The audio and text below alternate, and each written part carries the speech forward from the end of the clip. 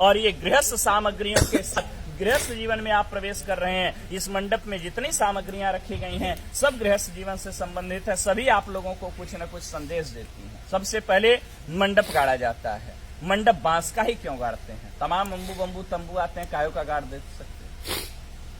बांस की विशेषता होती है, बांस सबसे बड़ा वृक्ष माना जाता है, लंबाई में सबसे ज्यादा होता है, लेकिन जब ऊंचाई पर जाता है तो जाने के बाद क्या हो जाता है?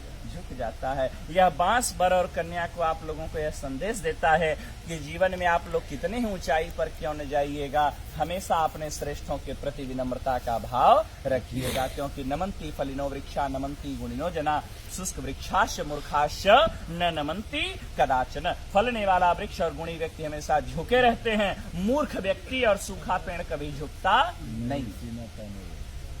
कुछ यहाँ साइंस पढ़ने वाले भी होंगे, हो सकता है 2-4 अक्षर पढ़ लिए हो तो वो सोचेंगे तो पंडित जी का ढकोसला है।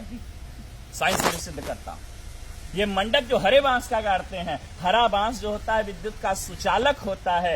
मंडप को कुश और काश से छाते हैं। कुश और काश जो होता है वो कुचालक होता है, ठीक है ना। ये सुचालक होता है, वो कुचालक होता है, ठीक है ना। वो नॉन कंडक्टर है, ठीक है ना। तो इसीलिए यदि आकाशीय विद्युत गिरे तो मंडप में बैठे हुए लोगों के ऊपर, वर कन्या के ऊपर उस विद्युत का कोई प्रभाव न हो, उसी बांस के माध्यम से वह अर्थ में समाहित हो जाए, धरती में चला जाए। इसी कारण इसीलिए हरे बांस का मंडप लगाया जाता है। भारत कृषि प्रधान देश है और कृषि कार्य बिना हल के संपादित नहीं होता, इसलिए हरीश गाड़ा जाता है।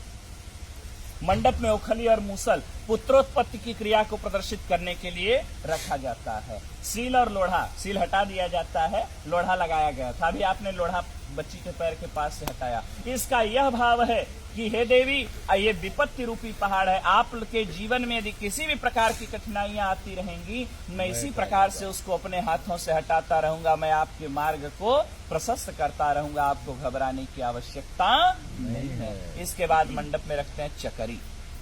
चकरी कहाँ रखेंगे? चकरी के 2 पार्ट होते हैं, दोनों पार्ट अलग अलग होते हैं, लेकिन ये पार्ट जुड़ते किससे हैं?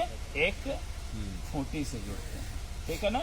जब तक ये दोनों पार्ट खूंटी से जुड़े रहते हैं तब तक इसमें रहर डालिए, मटर डालिए, चना डालिए, कितना कड़ा पदार्थ डालिए, सबको दलते हुए बाहर कर देता है। लेकिन जिस दिन ये खूंटी टूट जाती है उस दिन दोनों पार्टों का कोई महत्व नहीं रह जाता।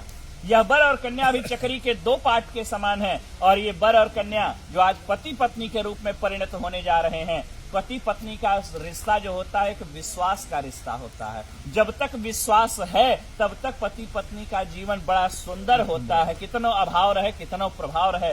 लेकिन जिस दिन विश्वास रूपी खूंटी पति पत्नी के बीच से टूट जाती है उसी दिन से वर और कन्या अर्थात पति और पत्नी का जीवन नारकीय हो जाता।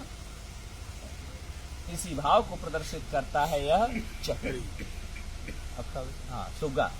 सुग्गा क्यों लगाते हैं मंडप में? सुग्गा मीठा बोलता है।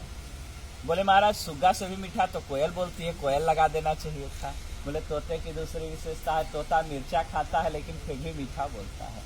यह संदेश आप लोगों को तोता देता है कि जीवन में आप लोगों को कोई कितना ही कटु अनुभव क्यों न कराए, कोई कितना ही कड़वा आप लोगों को क्यों न बोले, आप हमेशा प्रेम से